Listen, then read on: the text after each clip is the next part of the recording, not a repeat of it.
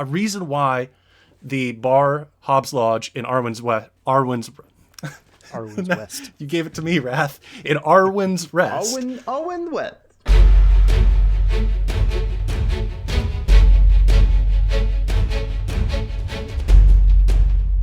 Hello and welcome back to the DiceBound Podcast. My name is Adaece and I'm joined by my co-host Rath and Mr Pickles. For those that are new here, in this podcast portion of the show, we will be taking a look under the table and behind the DM screen to further discuss topics related to TTRPGs. So without further ado, let's roll. Recently, we've talked about a lot of tips and tricks for new players, but today we're going to start going behind the DM screen as well. Today's topic is bringing NPCs to life in a campaign. As a DM, it's important for us to create characters that are more than just the stat block and really engage our players at the table. Without any compelling story, it starts to create non-compelling characters. But as a DM, how do you create that compelling character? Rath, let's kick it to you first. What do you think brings characters to life in your campaigns?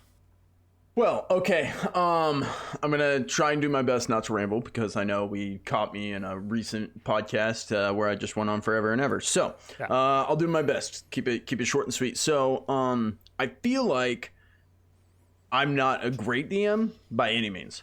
I feel like something I do well is my NPCs. I feel like that's something that I've kind of become known for within our friend group, within our little community, is that my NPCs are pretty well done. And the reason why is because I put time into them. While most DMs will create plot points, will create a story arc, I create a world. I create a living environment. And what that means is you need people to bring that environment to life. You can't go to Starbucks and get coffee if no one works there. Who works there? The same person who had their tire get blown out on their way to work and is having a really stressful day and they're trying their best to hold it together through work. So when you go to get your coffee, there is a story that can be had there, not because I made a plot point, because I made a person. So what do I feel like makes that compelling character? Give them real world baggage, whether that be, positive. Maybe they just got promoted. Maybe you come in there and there's a beaming just team lead who's just like, hey, welcome in. And you're like, whoa, what's got you all excited? I just got promoted this morning. I'm killing it. Like, what? I'm going to serve you personally. What can I get you? Like, or it's my dog got ran over this morning and I'm really struggling right now. I'm sorry. I'm going to do my best to make your coffee. It's that baggage of baggage is probably isn't the right word, but it's the good and the bad that bring a character to life and giving them that compelling story to make them a compelling character. That's what's going to drive your world into story mode versus a story trying to drive the world, if that makes sense. Yeah, that makes sense. Yeah, I think that is one thing that I do appreciate about your characters is the fact that they are so alive in the story. And one thing that, I think does bring it full circle for me as one of your players is the fact that you might have to go and find somebody somewhere else because they are living in the world that you've created. That was something that came up recently, actually. Yeah, we'll talk about that. There was a point where you guys were like, oh, we can go find this character at this location because we know that's where he is. And I was like, you don't know that. Like, he could be thirsty. Like, he could have gone to go get a drink. He could have gone to do this or that or the other. And it was kind of that realization that, oh, yeah, they don't just stand there waiting for you to talk to them. Like, they're doing things. Yeah, it's really cool. It's something I've really proudly I'm happy about. You did good. And Pickles, what are some things that you do to bring your characters to life in your campaigns? I struggle with this one, but I think Rath is a great example of the DM in our group that really does bring characters to life. And I think something you didn't mention was that a lot of your NPCs are likable. And that's sort of a key thing I've noticed is NPCs come to life when they're likable. And I lean towards saying they shouldn't be realistic. They should be likable. When characters react realistically to players, sometimes that can kind of start to bring them down and make them less interested in connecting.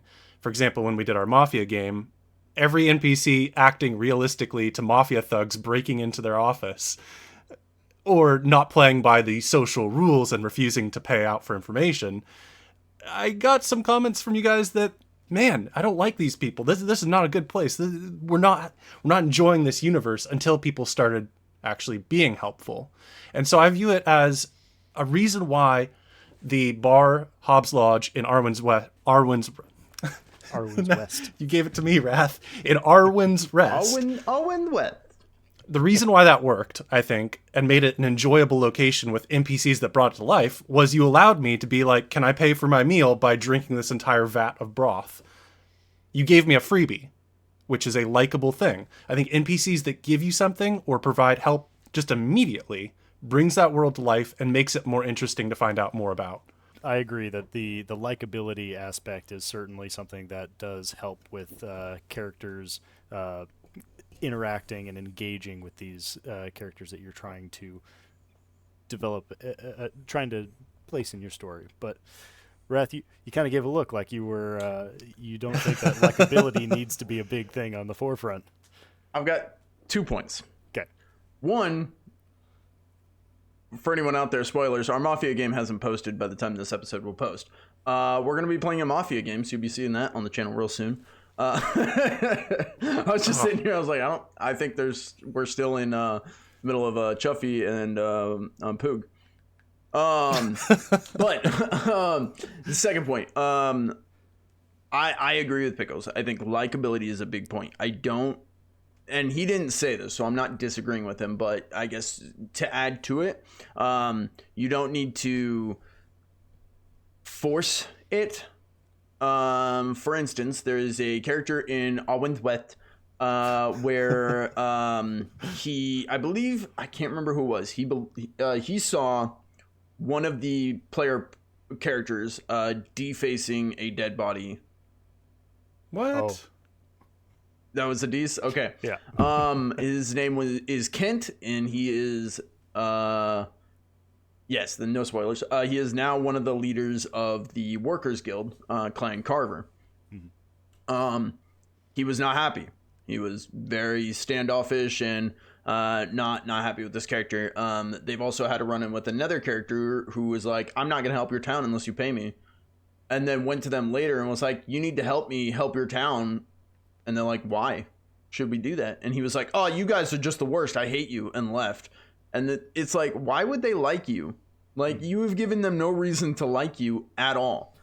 Does that make them bad NPCs? No, I think that makes them realistic. If you're a dick, they're not just going to be like, take my shirt. Like, no. But should they just be dicks? No. Don't make NPCs that are dicks.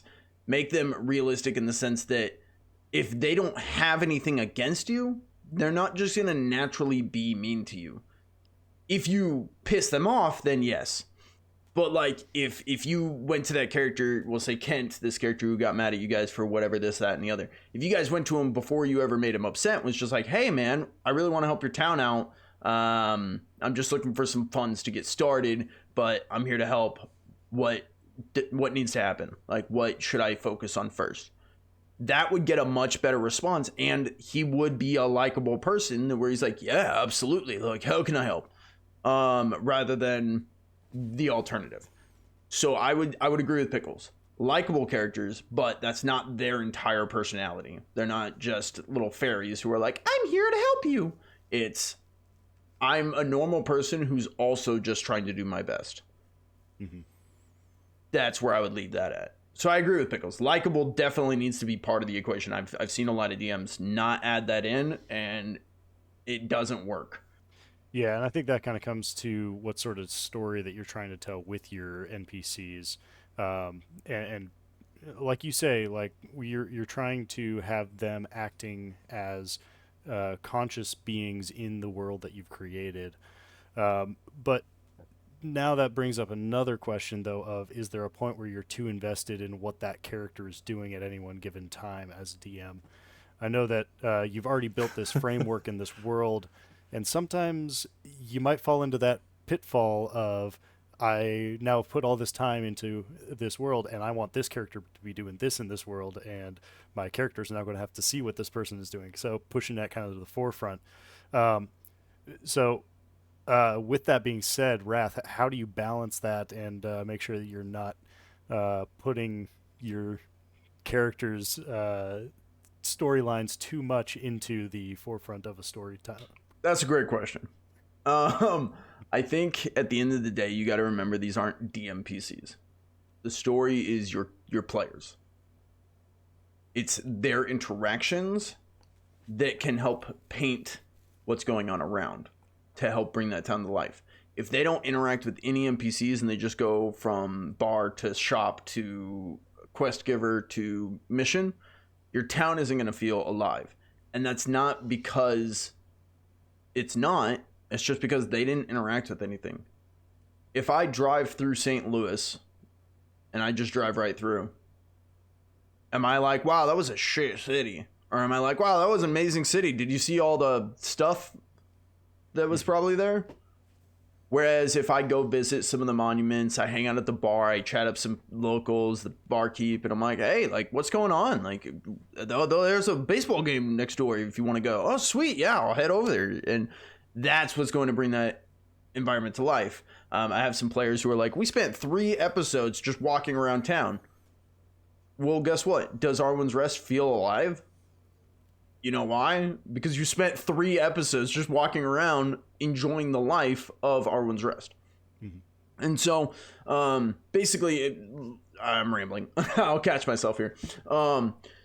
It doesn't come down to you need to tell your character story. Griff, barkeep of Arwen's Rest, has a whole story. His wife was taken, his son taken. I won't get into the whole long spiel of it, but he's dead. Go watch King's Crossing. I didn't kill him. But it happened. And was there more that I could have told with this story? Absolutely. Granny Evelyn. Mm-hmm. Amazing character. Started to make a bond with one of my player characters. Dead. So sometimes it's not about, hey, I need to tell this story. Instead, it's I want to see this story unfold. And that might not always be how you think it's going to be. You just kind of got to live it through the interactions of your players. And I think you have another question that's going to lead into some more on that. So I'm going to leave it there, and we'll address what happens when they don't. Sure, yeah. And I mean, Pickles, you're also a player in Rath's world, and but you also do your own DMing. So what are some things that you've seen that you've maybe or picked up on in some of the campaigns that you've been a part of where a DM is too invested in a PC story or an NPC story? Well, that's a difficult one because I've been there where I've gone all out. In fact, that's what I spent 2020 doing, is building a 20 adventure campaign where I determined where everything was, where you'd find everything, how everything could be looked at, different paths for each adventure. And it was too much. It was just absolutely too much. I ran it through 2 parties and both parties fell apart for various reasons. But I think a big issue often, especially with modules I've found, is they focus way too much on being like, this is where everything is at very specific times. The clue is underneath the couch in the upstairs library, and you have to specifically say you're looking under the couch to find this clue that is necessary to beat the adventure. And it's like, no, that's too specific. I'm a big fan of an idea I've heard called floating clues, where you have the clues and where the players look is where they end up being.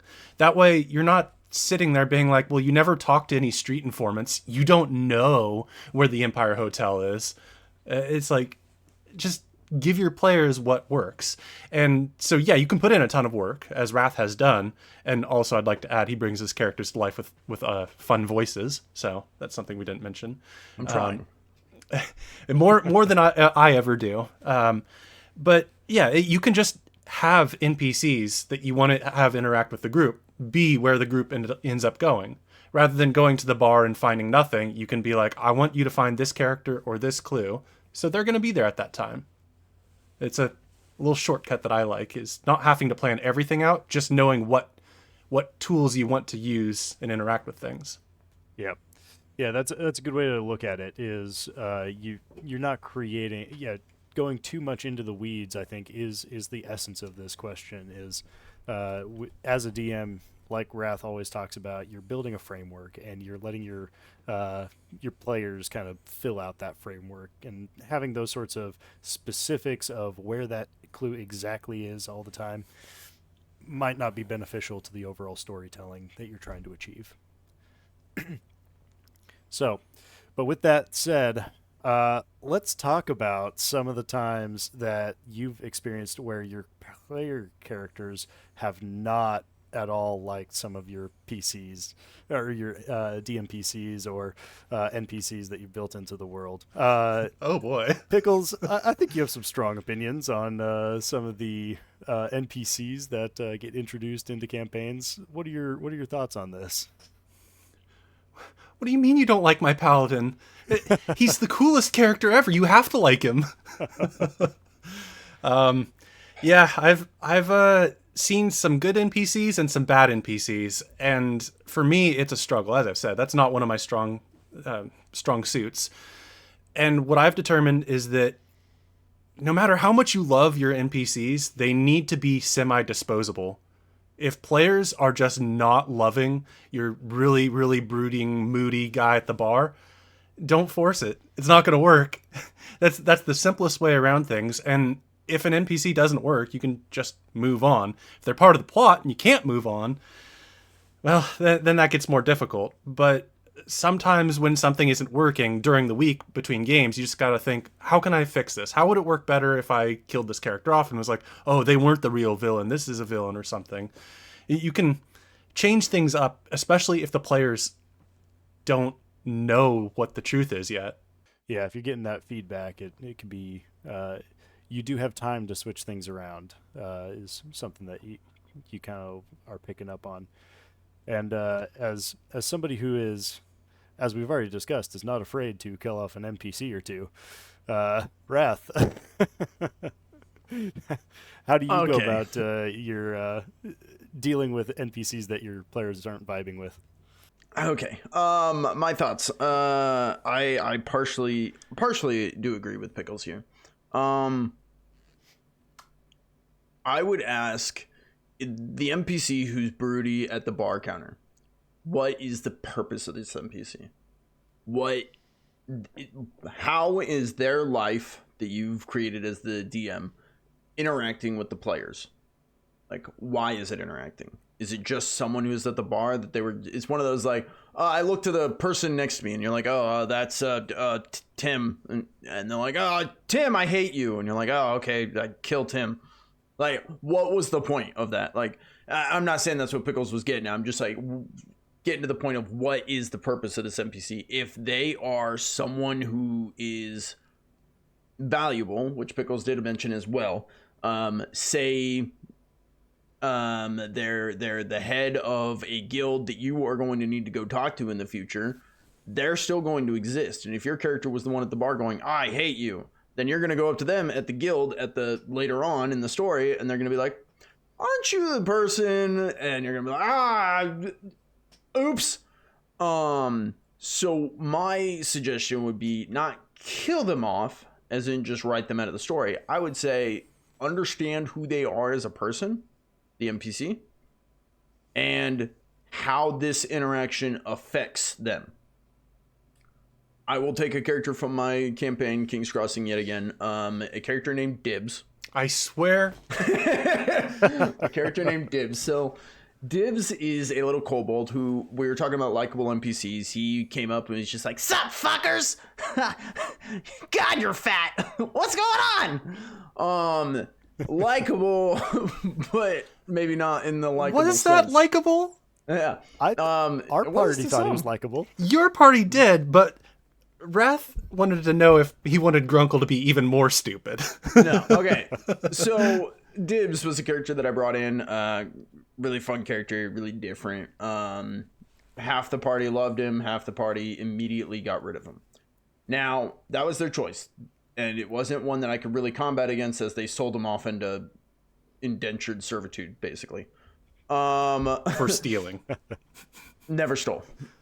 For trying to steal. Alleged accused of stealing. Anyways, so basically they just pinned something that never happened on him, and he got in trouble for it, and now he has to serve a year in the military. So anyways, I brought in this NPC. Players didn't like it. They got rid of him. Do I just kill him off as a character? Or do I see how that interaction affected him and his life is still going on? They may never cross paths again, but I have it in my notes that Dibs is out there and this is how it changed his life. Like his life was altered, his course, whatever was interacted with. Unfortunately for them, he is still around. They have interacted with him. He is still out there and is still going on. Now, they got rid of him, but they're still interacting with the group that they gave him to, that they sold him to. So in that sense, I would use that as an example of, do you just need to get rid of a character that they don't like? No. Could you use that, wield that as a weapon, wield that as a tool, I should say, not so much a weapon, wield that as a tool in your DM tool belt for your campaign? Absolutely. I think an interaction is an interaction. If they didn't like him and they engaged with him and was like, hey, remember this NPC? Remember that one? He did this thing? I didn't like him. A few keynotes right there. They remember him. They remember the interaction, which means that NPC had some kind of impact on their character. Is that a waste? No. I think it helps character development, character building. So do you just get rid of that? No. You're like, that worked. It didn't work in a positive manner. It worked in a negative manner in the sense of affection, I guess, or whatever. But it's something that can be built on and used in the future throughout your story. And again, that is what takes me back to your NPCs are a story. They have their own book that they're writing in. And their interactions with the players is what builds the life that you get to live and see and experience in D&D. Mm-hmm. So that's my thoughts. I'll leave it at that. I talk too much. Yeah. I mean, that's Rath's notes on how to create a big bad evil guy from a character that you would really surely had as an NPC. Basically. That is one topic that we can kind of bring up here is that essentially if you find that NPC that your characters don't like, I mean, most of the time we're trying to find ways to make our BBEGs unlikable to our player characters. Could be a good tie-in there. That's a good point. Bam. Yeah. It's like I said, it's a tool. How you wield that tool, how you use it is up to you, but you can use it. Yeah, and that's what we're trying to do here on this podcast is kind of try to give you the most amount of tools in your tool belt to try to equip you to make a really good session like we talked about in session 1 or podcast 1. Real quick note on that. I will say there was another character, Jonathan, one of the Watchmen, head of the Watchmen in Arwen's Rest, had a daughter named Isabella, was found locked up in a jail cell by the big bad evil guy, and was made fun of and mocked and told that, whatever, what are you going to give me if I help you? So then he was sacrificed and used to start a ritual. So he is dead. And Who did that? Torvik. Oh, okay. I was going to be like, that does not sound like my grunkle at all. Oh, you're in jail. So Jonathan was killed. Now, Jonathan wasn't really interacted with all that much in my campaign season 1. And so at the end of the day, I was like, I mean, it will have an impact, but is it like, I think that would, because I don't want to disregard what Pickles said. I think it is true. Like sometimes you're going to have those characters where you're just like, this didn't work. It didn't work. I feel like Jonathan was one of my, it didn't work. We're moving on. We'll figure it out. But it still has an impact. Make sure there's a reason. Make sure there's a purpose. Isabella is having some issues, which no one has checked in on her ever since. Just making sure that everyone knows that. After you saw her fall to her knees screaming, voicing the giant on the mountain, and people were just like, yeah, no, she's fine. Yeah. I'm in prison. Anyways, we're moving on. Well, Tony should make that orphanage. Go watch Keep Crossing. It's a hoot. Anyways, this is a shout out for my campaign. Yeah. What were we talking about? Well, actually, matter of fact, that kind of does bring us to the end of the discussion portion today. But be sure to let us know in the comments what your thoughts are on how to bring your characters to life and some tricks that you might have for making them more effective in your campaigns. With that being said, we did get our first set of comments. So next episode of the podcast, we'll be addressing how do we strike balance between our character development and our plot development, as well as what are our thoughts on retiring characters and character cameos in other campaigns. Should characters be from one-shots be taken and moved into a main campaign story? So we'll address that next time. I have thoughts on that, so make sure you watch episode 5 because I have thoughts. Yes, tune in. So with that though, we're on to the minigame portion of our session. So, Rath, what do you have for us this time? I don't have anything. Over to Pickles. Pickles, what do we have for us this time? What do you got for us this time, Pickles? I am not sponsored, but I got this box that's full of these decks of cards that are all about making unique and interesting NPCs for writing or for TTRPGs. So I thought it might be fun to play a little game with you guys with these cards. The game is essentially to have me draw cards, a randomized character, and you need to tell me who survives this movie. I'll be using the horror deck here, so I'll give you sort of your formative background, your occupation, and a secret you have. And then I'll draw a fourth card that is the inciting incident of what the movie is about. Your job is to argue that you are going to survive and the other person isn't. Okay. And with that, I'm going to draw these randomized cards. I'm nervous. And Deece, since you've been our host, would you like to be left or right? I will be left. Left it is. All right. So you are a reality show ghost hunter. Oh boy. Okay. Your formative events was that I'm you were definitely winning. you were the only survivor of a group of victims of a summer camp murderer. Oh. And your secret is that you are the child of a famous serial killer. Interesting. Do you want me to repeat any of those for you? Here, let me real quick. Let me just write those down. So I'm a TV Reality paranormal show ghost investigator. hunter. Yeah. You survived Friday the 13th because your dad's Jason Voorhees. It's basically, yeah. Pretty much, yeah. Okay. We don't know what movie we're in yet, Don't know but that what is movie your we're in. premise. Okay. All right. Rath, are you ready? I'm ready. You are an astronaut.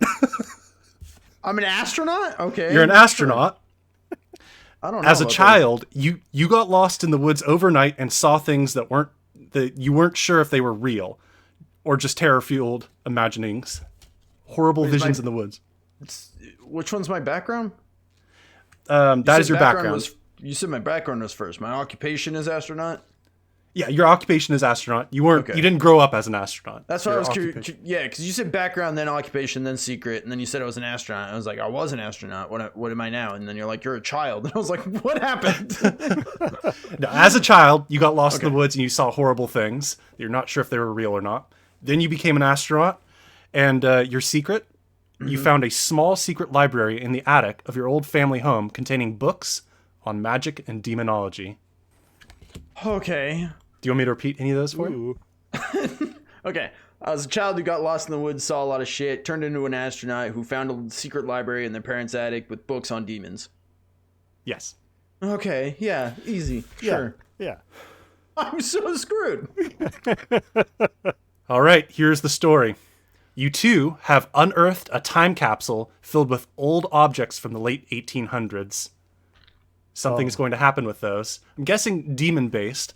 And I'm going to give advantage here to, I think, the astronaut. I think that's a fair assessment. So I'm going to make you argue first, and I'll give the disadvantaged ghost hunter a chance to survive. Why do you survive this movie? Well, first, my name's Tim McGraw. I've seen some things. I've been through this. All right? As a kid, these things hunted me. I saw them in the woods chasing me. Now, I outran them. I ran to space. They can't catch me there. And while in space, I trained. I trained in zero gravity to be able to fight these demons. I chase down wormholes and other space anomaly words that I know, because I'm an astronaut. When I came back to Earth, I hunted them. Not only did I hunt them, I found where they come from. I found a secret library with these books on demons, and I studied and I learned. I was an astronaut. I know how to study and learn. I had to go like school and stuff probably. And so when we found this capsule, I told you where it was because I hunt them and I found it. I'm chasing them now. They're not chasing me.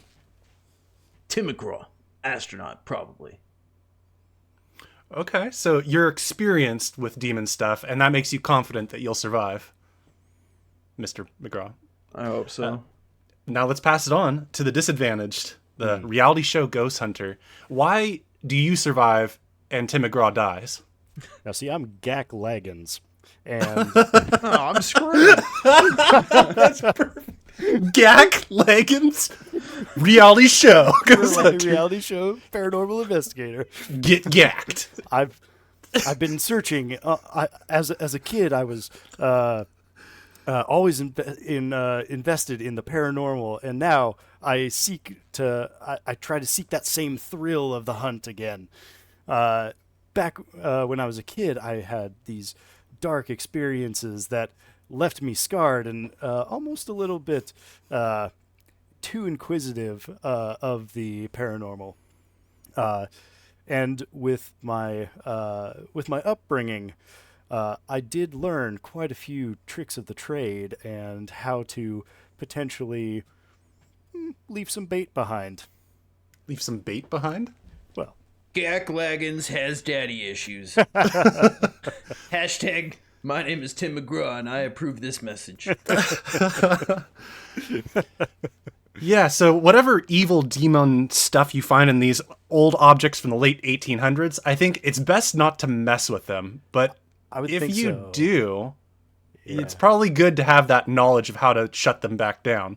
I'm going to have to say Tim McGraw is the survivor here. I think so. But I would say that if Gak Leggins, was it? Gak Leggins. Gak Leggins, yeah. If Gak Leggins, You better remember that name. He's coming up Fled. in King Crossing soon. if he had tried to get away from it, I think I might have given it to him because he's a survivor. But in this case, both of you sticking around, you survived a long time, but at the last minute, you probably betrayed Tim McGraw and then died. Yes. It's probably true. That's probably exactly what happened. I don't think either of us live. I think Gak Leggins kills Tim McGraw. Yeah. I think Tim McGraw shuts it down, though. You at least end the haunting by doing some end the sort haunting, and then Gak Leggins kills me and escapes. or it's a cabin in the woods situation where I kill him thinking that I've stopped the thing, and then it ends up that nobody actually sealed the thing, so it ends up killing me too. Yeah, actually, I like that one. That's how our movie ends. I don't know. I think Pickles wins. Yeah, the camera always guy's wins. just still there. Like, what the hell, guys? All right, cut. I'm out. We got some good effects this time. And that's our mini game. Is Tim McGraw an artist? Is He's that a music country artist. Yeah. Damn it. I just pulled that name out. I don't know where I got that from. Sorry, Tim. Don't From sue Tim me. McGraw. Also, don't tweet mean things about Zach Gaggins. Gaggins? Jack Leggins. Gak Leggins. Gak Leggins. Gak Leggins, that's it. Jack Leggins. Whatever his name is. Don't tweet mean things. And with that, that's all we have time for today. Thank you all for watching. Feel free to subscribe and leave a like if you enjoyed this content. For more exclusive content, feel free to stop by our Patreon for us. For us. For us, yeah. I like. No, keep that. I like that. Yeah. Come to Patreon for us. We're over there, too, also, probably. Yeah. For more exclusive content, including some of the one-shots we've been doing and some videos of us making fools of ourselves, check out the Patreon and our socials linked down in the description. Again, I'm Adaece here with Rath and Mr. Pickles, and this has been DiceBound. Pew, pew, pew. Pew, pew, pew. Goodbye.